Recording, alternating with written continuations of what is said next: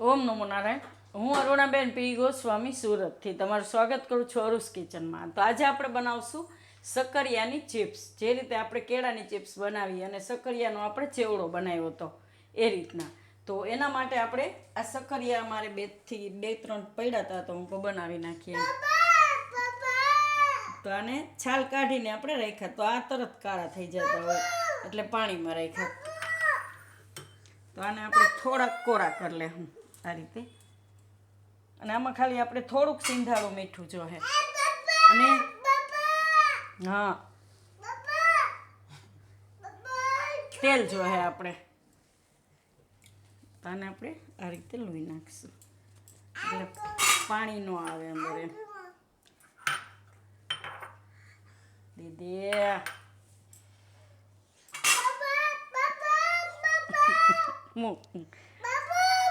ના, તેડવું નથી.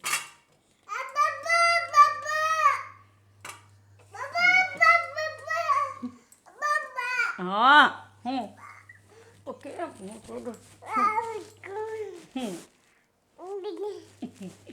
તો આ મીઠું છે એને આપણે આ રીતે નાખીને એમાં થોડુંક પાણી નાખીને મીઠાવાળું પાણી કરશું. જે રીતે આપણે કેળાની વેફરમાં નાખીએ આપણે સિંધાડું લીધું, તો તમે ઉપવાસમાં ખાઈ શકો એમ.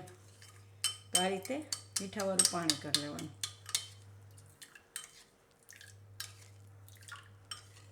અને તેલ આપણે ગરમ મૂકી દીધું. તો આપણા ઘણા વ્યુઅર્સ છે જેને ચેનલને સબસ્ક્રાઈબ નથી કરી એમ, 80% જેટલા. તો પ્લીઝ અરુસ કિચનને સબસ્ક્રાઈબ કરજો. તો આમાંથી હવે આપણે બનાવશું. દીદી નીચે ઉતરો હવે. ના, હવે લમો.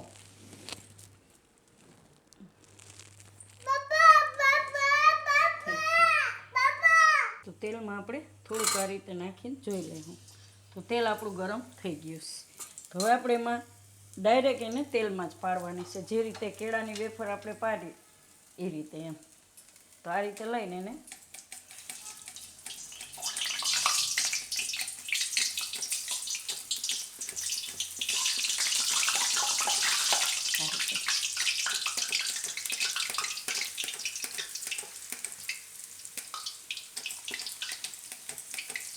આ બધી આપણે આમાં પાડી લેવું.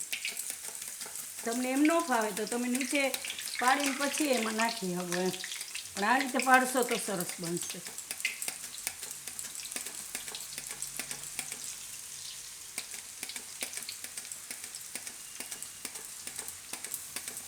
તો જે રીતનું સક્કરિયું હશે એ રીતની વેફર આમાં પડશે એમ.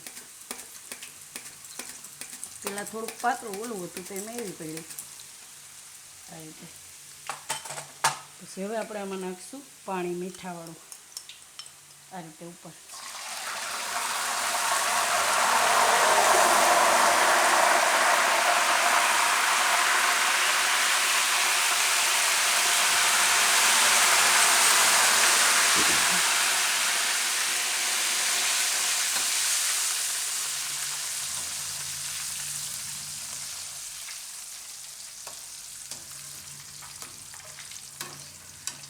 એકવારમાં આપણે થોડી થોડી પાડીશું, કેમ કે આ પછી તરત એ થઈ જાય બ્રાઉન. પહેલી વારમાં થોડુંક ટેમ્પરેચર વધારે હોય ને એટલે એવું થાય. અને પાણી આપણે નાખવાનું કારણ એ કે તેલનું ટેમ્પરેચર ધીમું થઈ જાય એમ, અને આ વેફર આપણી કડક થાય એ રીતે એમ. આ રીતે તો આને આપણે કાઢી લઈશું અને બીજી બનાવશું. તો પહેલી વારમાં શું છે કે પેલું પાતળું હતું એટલે થોડીક એ રીતની થઈને, તો એકદમ આ રીતની સરસ થાય. તો આ બીજી આપણે એમાં બનાવશું. તો ગેસ આપણે ધીમો કરી દઈશું. અને વાસણ હંમેશા મોટું રાખવાનું, કેમ કે આપણે આમાં પાણી નાખીએ ને એટલે તેલ ઉપર આવે. નહીં તો તેલ પછી ઉપર આવે એટલે નીચે પડે તેલ આમાં ગેસ ઉપર આપણે. તો આમાં આપણે પાડશું આ રીતે.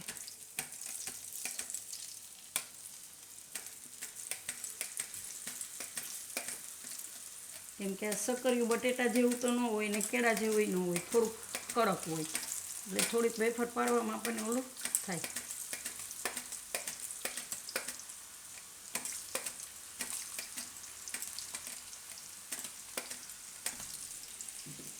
પછી પાણી નાખી દઉં.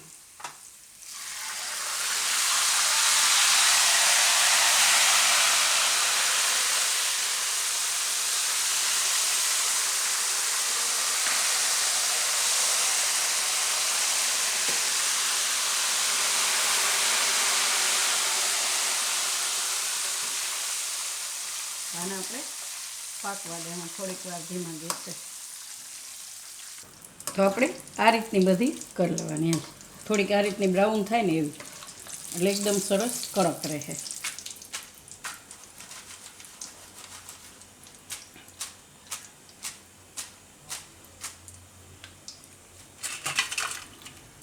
તો બધી આપણે આ રીતે બનાવી લેવું. તો આપણે બીજી આ રીતે બનાવીશ.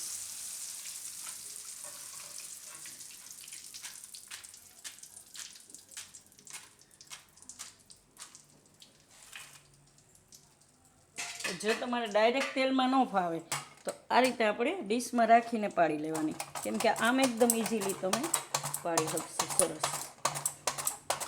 ઓમાં આપણે એટલું બધું એ ના કરી શકીએ કેમ કે તેલની પડવાની બીક રહે આપણે.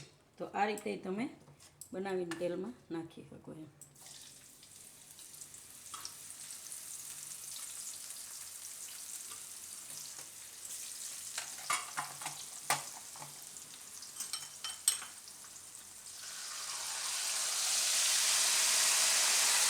બધી આપણે આ રીતે બનાવી લઈશું.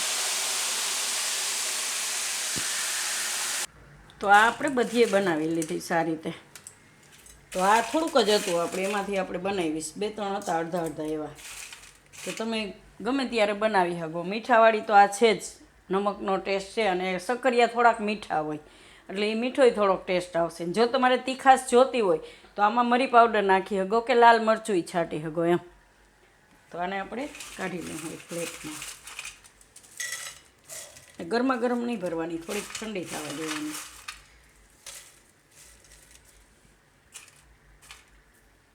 ખવડાવો એક.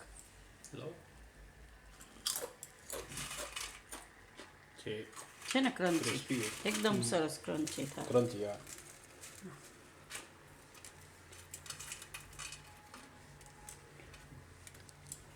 તો તૈયાર છે આપણી શક્કરિયાની ચિપ્સ. તો જો તમને મારી આ રેસીપી પસંદ આવી હોય તેને લાઈક કરજો, શેર કરજો અને મારી ચેનલને સબસ્ક્રાઈબ કરજો અને બેલ આઇકન દબાવવાનું ના ભૂલતા. કમેન્ટ કરીને કહેજો કે તમને કેવી લાગી આ શક્કરિયાની ચિપ્સ.